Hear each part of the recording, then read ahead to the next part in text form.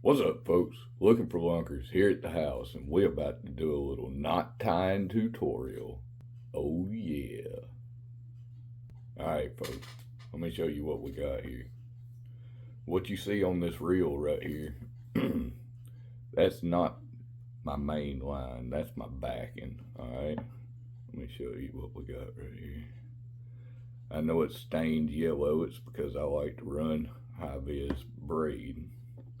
Now this is going to be a back into braid to leader setup. All right. I'm going to go through the knots now. I'm going to try to go through the details. I'll tell you what, that's what I'm going to do.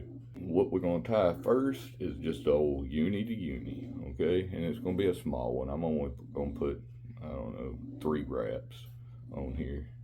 Because if a fish ever makes it down to that point in the spool, he deserves to get away. Alright. So we're going to tie a uni to uni right here. Alright.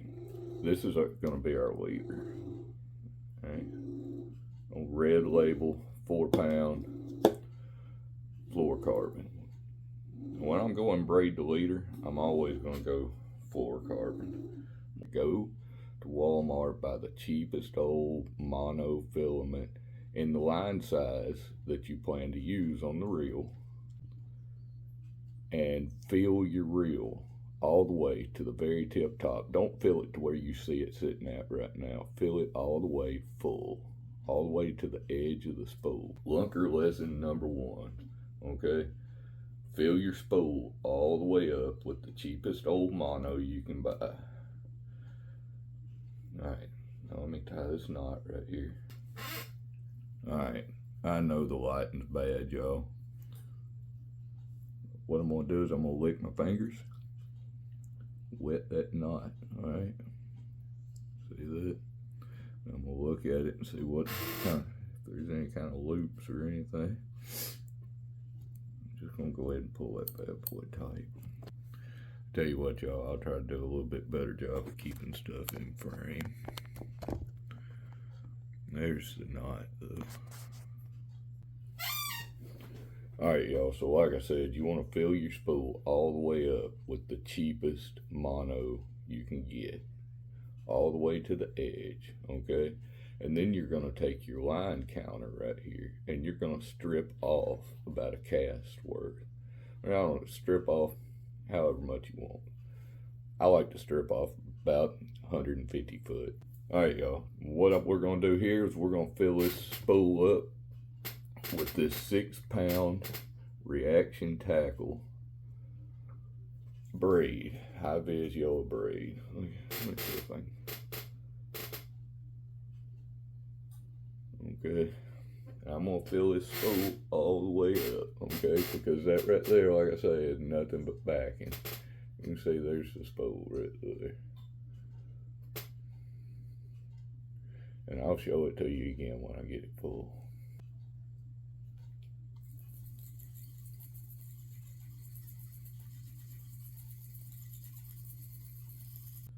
I think I'm gonna throw a few more turns on there though, y'all.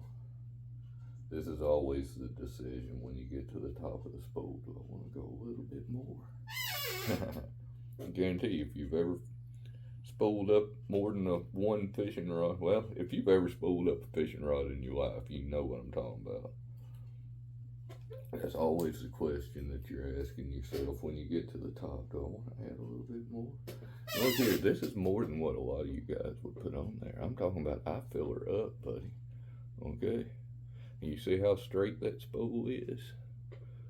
Alright? All the way from the top to the bottom. There's the bottom of the spool. There's the top. And you see how straight it is? That's because those spacers are in there. Most often, you're gonna have to either add or take away a spacer. And you know what? If you need to make your own, it's about like making a guitar pick, y'all. Just use a piece of old milk jug, old plastic milk jug. Alright, y'all.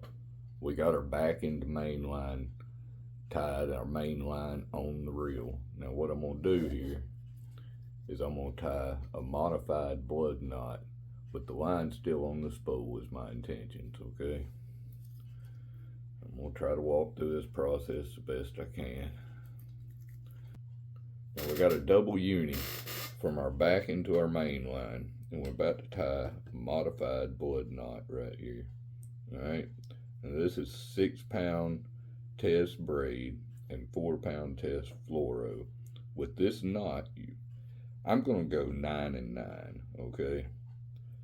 If your lines are vastly different sizes, or you'll have to change the number of wraps. You might have to go 7 and 11. You might have to go whatever. It's generally less wraps on the bottom and more wraps on the top. All right, now what we're gonna do is we're just gonna take our line right here.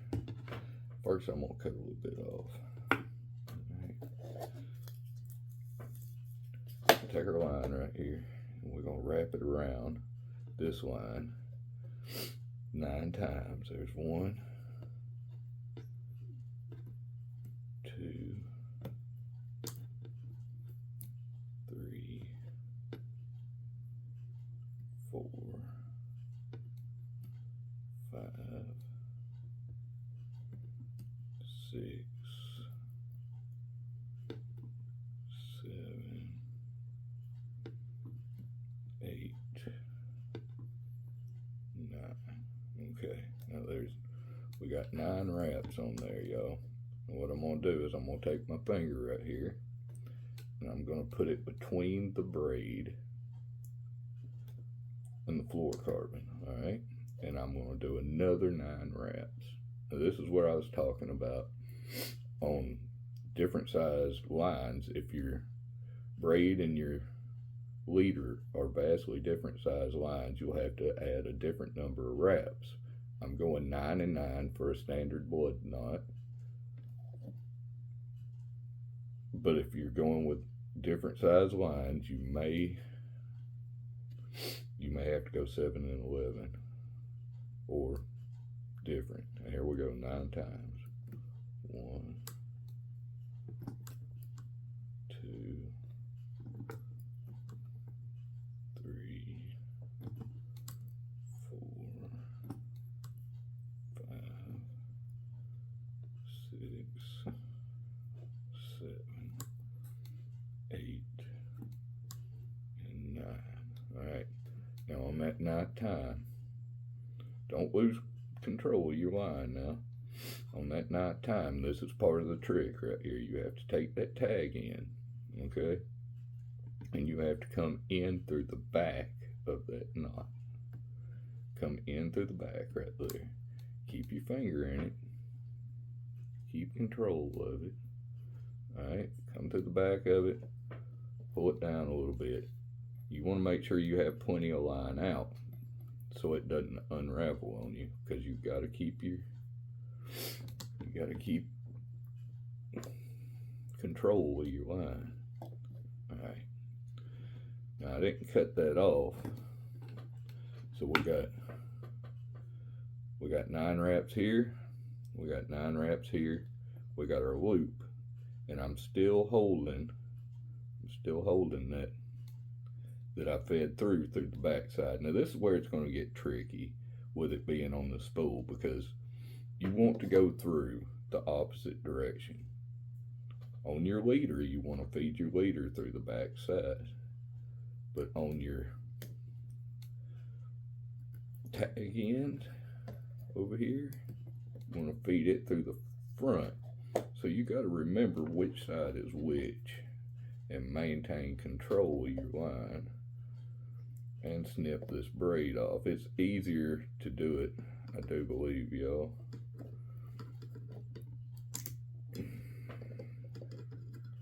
It's easier to do this without it being on the spool, already having it cut. Feed your braid through the front side. Get a hold of it and pull that down. Now you see I've maintained control of both of those tag ends through this entire process. Okay. Now I'm going to pull my finger out. This is where we're going to close it up. Okay. If you don't do this just right, if you don't maintain control of those tag ends, they'll slip out on you. And then it's all for naught. Pun intended. Alright, lick your fingers, wet that knot. Woo! Wet it real good. Okay. Now y'all see how those tag ends are pretty much straight across from one another. Of course, that braid keeps sticking to itself. Look here. Those two tag ends, they're going to be parallel to one another when this knot is tied properly. Okay, when you cinch it down, I'm cinching it down right now. You'll see. See them pull in parallel to one another? You see that? And at this point, you just kind of make sure they're, I guess I can set that spool down. I'll give them a little tug.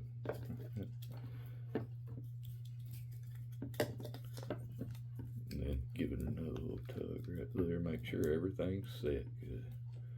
Okay, and you see how those two tag ends are perfectly parallel from one another. That means that this knot is tied correctly, y'all. It's easier to trim your tag ends off if you can maintain control of your line too. Now you're just going to take your clips. These are just some little wire snips. They work really well for trimming knots. Just lay those wire snips right up there even. Trim that bad boy off.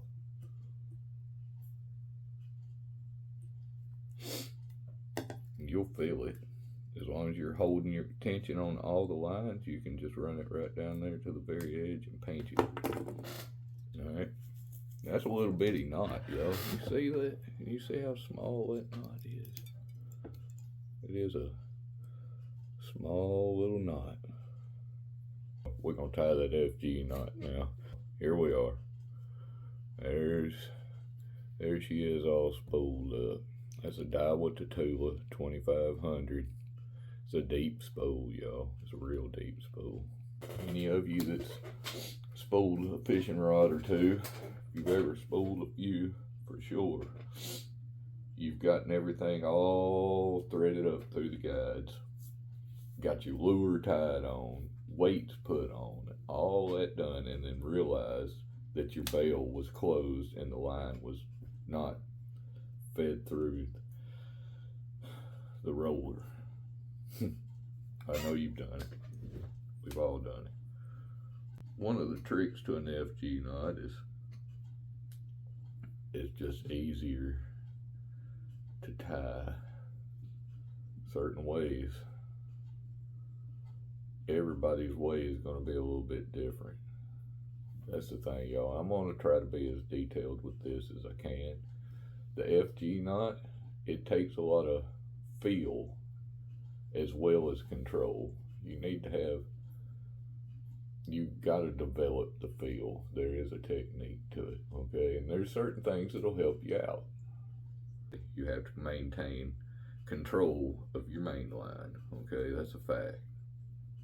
For me, I have to start off with my rod on my right side, all right? That's the way I tie an FG knot.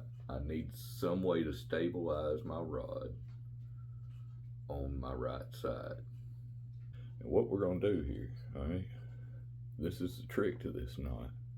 This is also the way I tie that modified blood knot.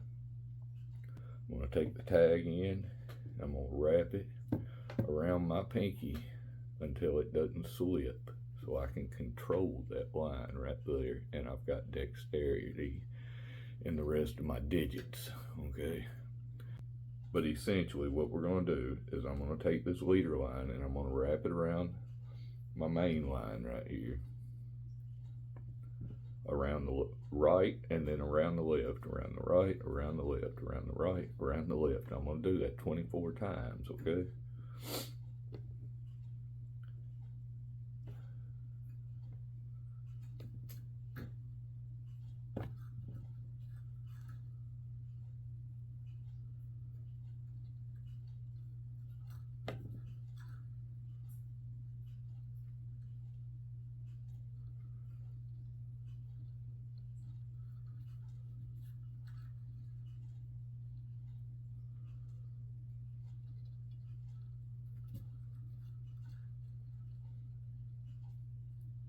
By the time you get to 8, you can see that knot forming good.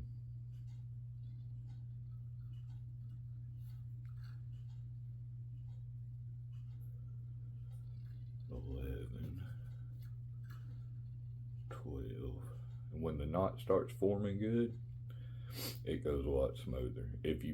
If something doesn't look right in the beginning, start over, okay? Because it's not going to be right in the end. 13,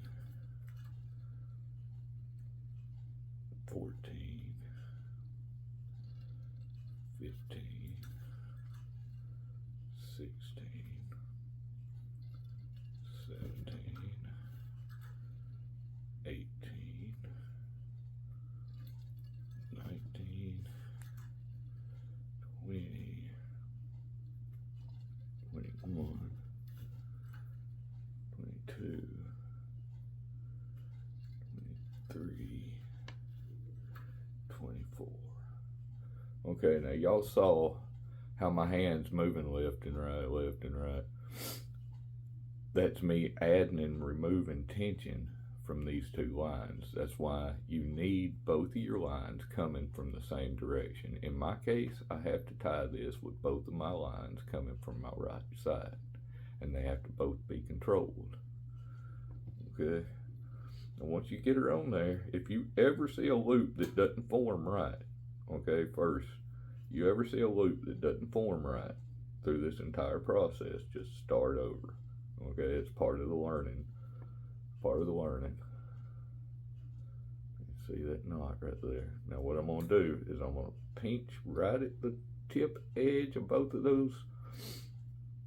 those pieces of braid, all where they all three come together. I'm going to pinch it, and I'm going to let my pinky go right there. I'm going to let that get slack. Now I'm going to keep my main line and my leader line. I'm going to keep my braid and my fluorocarbon straight parallel with one another. I'm going to take and I'm going to wrap around. I'm going to wrap it around like this and do a half hitch right there. Okay.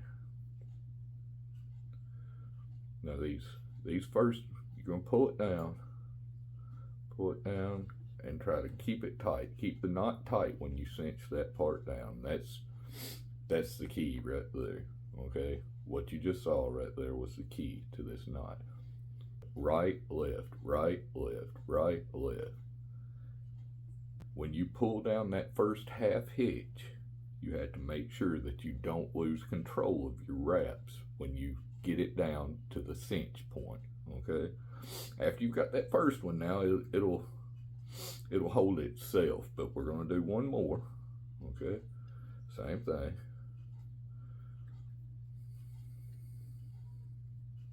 We're just going to do a half hitch around both the main line and the leader line.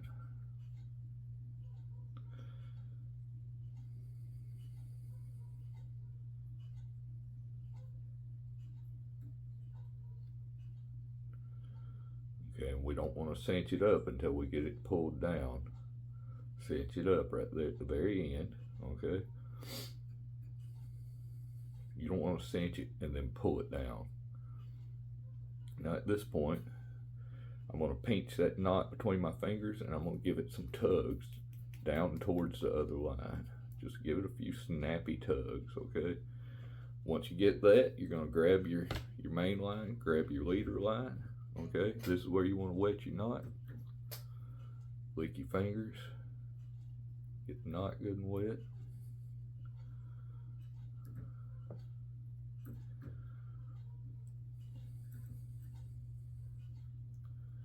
Cinch it down, make sure it's good and tight.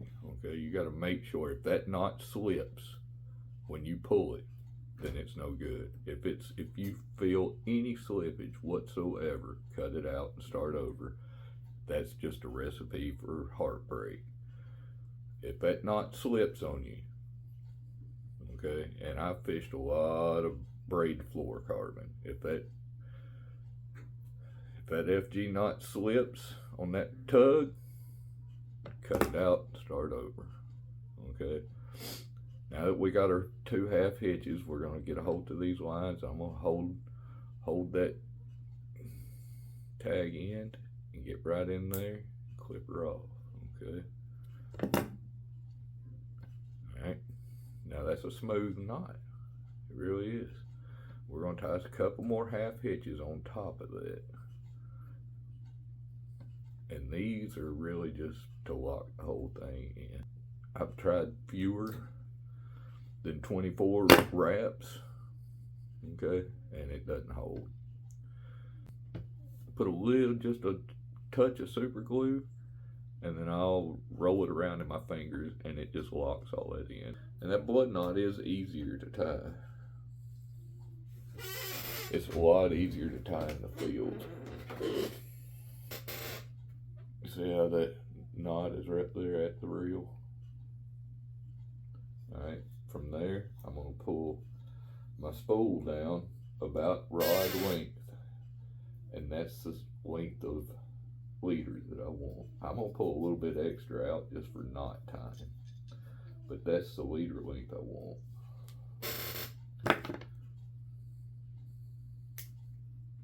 I know this right here is a 6.5 foot rod. So with the knot at the reel, that reel seat's about 1 foot up. So I'm gonna figure that's 5 foot plus another 6.5 foot, puts me at about 11.5 foot. If I can see my leader knot on the top of the water, when my jig gets down parallel with that leader knot, I'm at about 11.5 feet. All right, y'all, we got one more knot to tie here. We're gonna tie a loop knot to this little trout magnet jig head, okay?